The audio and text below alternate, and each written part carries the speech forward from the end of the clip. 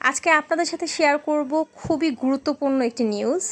আজকে হচ্ছে বাসাবোতে একটি ঘটনা ঘটে গিয়েছে, আর সেটি হলো আগে যেটি আগমন সিনেমা হল নামে পরিচিত ছিল, আর এখন যেখানে কিনা কেএফসি, লারিভ, পিজা হাট, আড়ং, স্বপ্ন নামের বহুল পরিচিত প্রতিষ্ঠানগুলো তৈরি হয়েছে, সেখানে হচ্ছে লিফটে অনেকগুলো মানুষ আটকা পড়েছে আর তাদেরই উদ্ধার কাজ চলছে।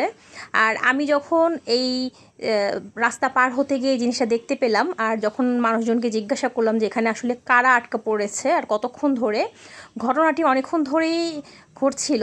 আর এখানে হচ্ছে বরগুনা জেলার পাথরঘাটা জায়গার হচ্ছে যে এমপি সাহেব, তিনি এখানে আটকা পড়েছেন। আর আপনারা দেখতেই পাচ্ছেন গাড়ি, পুলিশের গাড়ি, উদ্ধার কাজের যে কর্মীরা তারা ইতিমধ্যে এখানে চলে এসেছে, আর ওপরে মানুষজন অলরেডি আটকা পড়ে আছে। আর একটা বিষয় খুবই অবাক করে এখানে, যে এখানে হচ্ছে কোনো সিঁড়ি নেই, লিফট দিয়েই হচ্ছে আপনাকে উপরে উঠতে হবে আর লিফট দিয়েই নামতে হবে।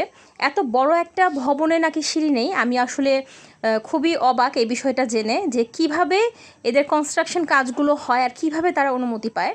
কিছুদিন আগে আমরা একটি ঘটনা দেখলাম যে বেলি রোডে যে কিভাবে কত মানুষ পুড়ে মারা গিয়েছে, আর সেখানে কিভাবে আমরা একটা হত্যাযজ্ঞ দেখলাম। আর আজকে হচ্ছে আমি এখানে এই অবস্থাটা দেখলাম।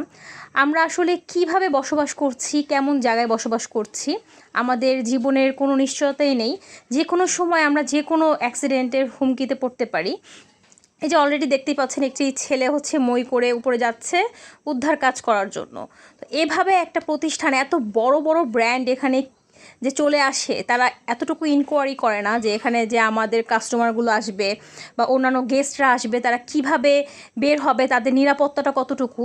তা আমি হচ্ছে দৃষ্টি আকর্ষণ করছি যারা হচ্ছে এই এলাকার গুণী ব্যক্তিরা আছে বা আমাদের মাননীয় প্রধানমন্ত্রী বা যত বড় লোকজন আছে, যে এভাবে একটা পারমিশন দিয়েই বা এভাবে একটা বিল্ডিংয়ের কনস্ট্রাকশন কাজ, এত বড় বড় প্রতিষ্ঠানও এখানে চলে আসছে। প্রতিষ্ঠানের কর্ণধারদেরও আমি হচ্ছে দৃষ্টি আকর্ষণ করছি, তারা যেভাবে তাদের প্রতিষ্ঠানগুলোকে এভাবে এই সমস্ত কমার্শিয়াল জায়গায় নিয়ে আসে, এভাবে আসলে তাদের কাস্টমারদেরও এটা ঝুঁকিপূর্ণ হয়, আর আমরা যারা যাই তারাও আসলে অনেক কিছু না জেনে সেখানে চলে যাচ্ছি।